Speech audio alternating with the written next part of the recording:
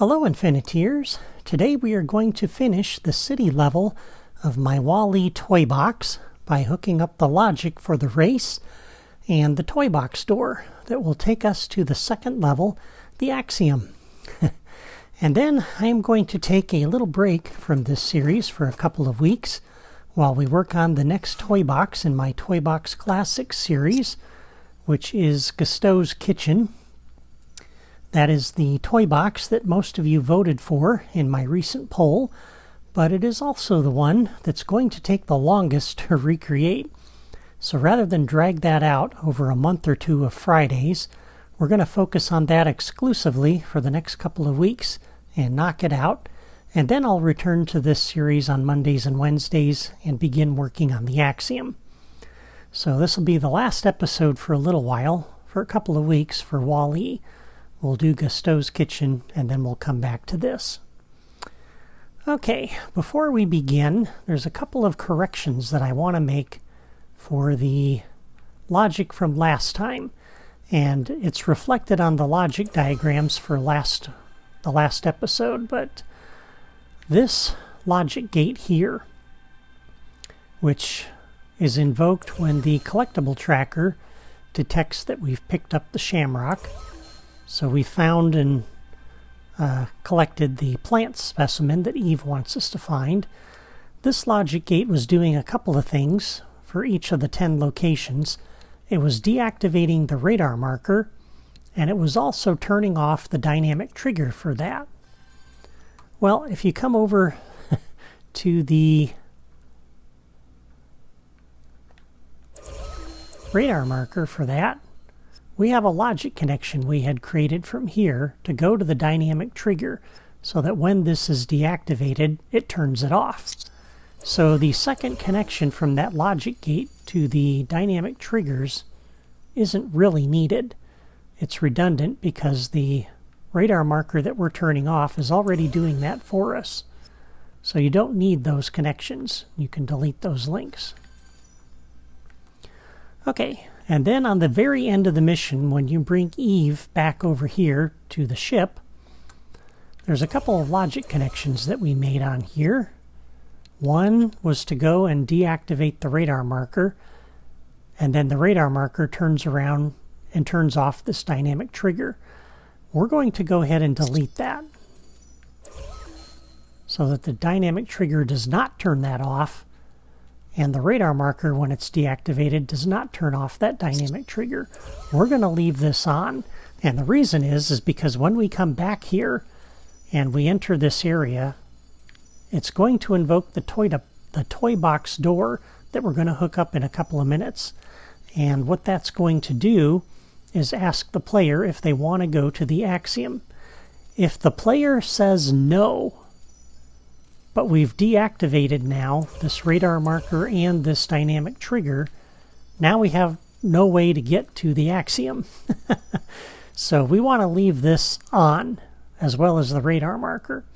And so the only thing this is going to do, besides connect to that locator, is it's going to invoke the toy box door, and that's it. And this is how I had the logic set up in the original toy box. I thought I was being a little more thorough last time when I added those connections, but as I thought about it, I realized we didn't need that. Okay, so let's go ahead and finish off this quest by setting up that toy box door. And I think what I want to do is let's come down here below the terrain, and I'm going to drop a little piece of terrain here that we can put that toy box door on. And actually, I think rather than set it here, let's put it over a little bit closer to where we enter the toy box, okay? So I'm going to drop this thing down here. And the reason we're doing this is so that we have a little piece of terrain here. I'll go ahead and style that we can put the toy box door on. Because once you create the toy box door, you really don't want to move it. I mean, sometimes you can move it and not have a problem. But once in a great while, I have run into the problem where you set up a toy box door and then you move it, and moving it causes issues. Messes up toy box store connections. So this way we're going to put it right where we want it. And the idea is we're going to have that dynamic trigger invoke this. But until that point, when we're ready to play through this, next time I load up the toy box, I'm going to be loading up into here. And I just want to go work on the Axiom. So I can go into Spark mode, come over here, drop down, put my figure right here on this little platform, and then walk through the toy box store to get to the Axiom so I can build it. So that's what we're doing here. Alright, so on the toy box store, we'll go into Properties, we'll go into Destination, we're going to do a new toy box. It'll be an empty toy box. And we're going to name this the Axiom. And I'm typing that in on my Wii U's screen here, the handheld screen. And we will save the toy box. So now it's creating the new toy box called the Axiom and linking it to that door. Okay. And then over here on this dynamic trigger for the end of the third mission, we'll do a new logic connection when entered by player any. We'll come over to the toy box door and change the level.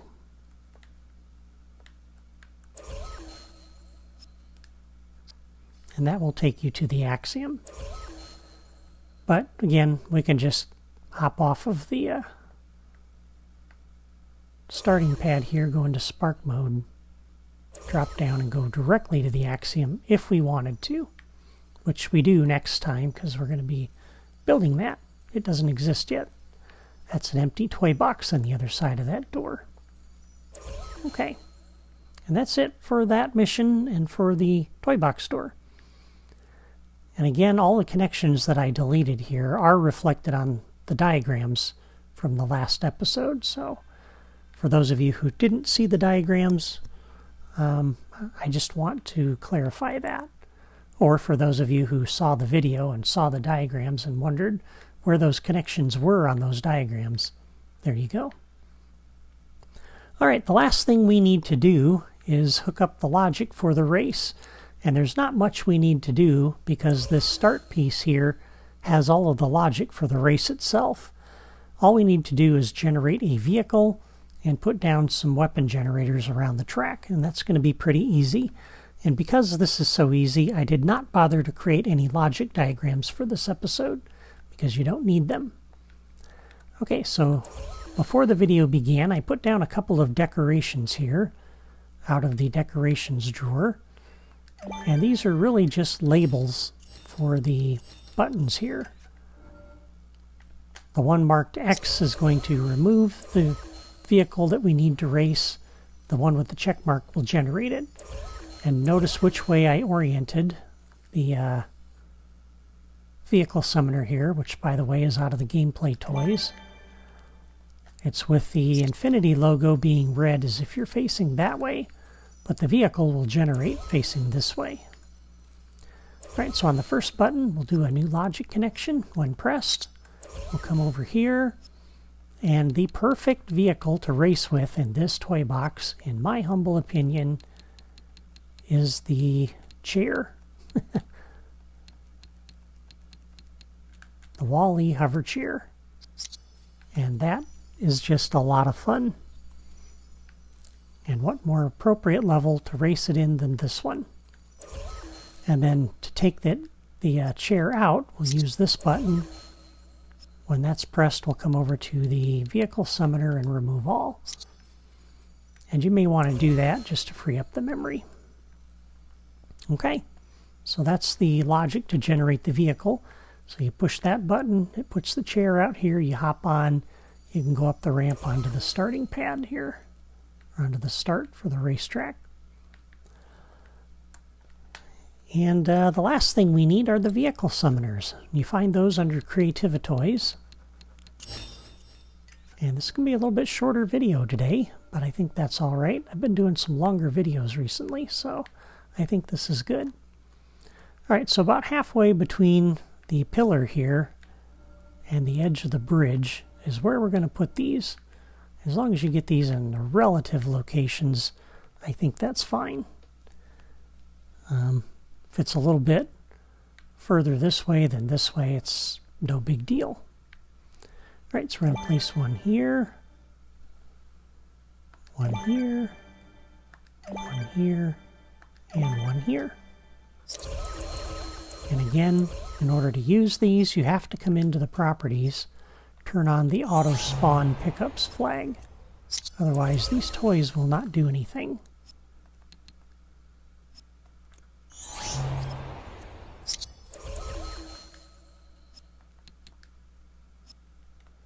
And I just like putting these weapon summoners right here near the beginning of the race, because it gets your race off to a nice chaotic start, which is fun.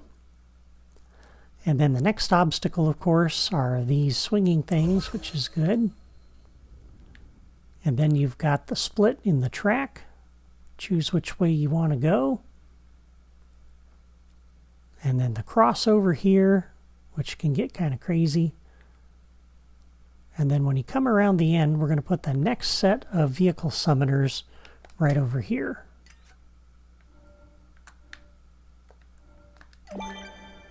So about like that.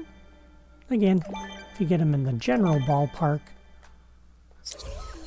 that's close enough. And you can kind of go by the building here. And again, make sure you turn these on.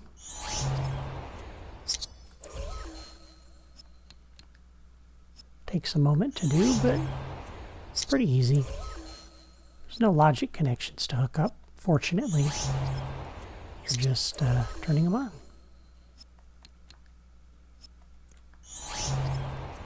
And there we go. Then you come around the corner, you go underneath the bridges and come around the bend. If you wanted to, you could maybe set another set of them here, but I don't think you need to do that. I think some of the cars are still going to have the weapons that they picked up over on the other corner. And I think that'll be chaotic enough. And that is it for the race. And that's it for this toy box. Now at this point, you can move all of the Creativa toys below the terrain to hide them, and then save your toy box and you'll be done. Well, that's it for my Wall-E City toy box. In the next episode in this series, we will begin working on the Axiom. But first, we're going to jump over to my Toy Box Classics series for a couple of weeks and work on Gusteau's Kitchen. You won't want to miss that, so come back on Friday, or better yet, if you have not yet subscribed to my channel, be sure to do that before you go. And leave a comment to let me know what you think of my completed Wall-E City toy box. Thank you for watching. Have a great day.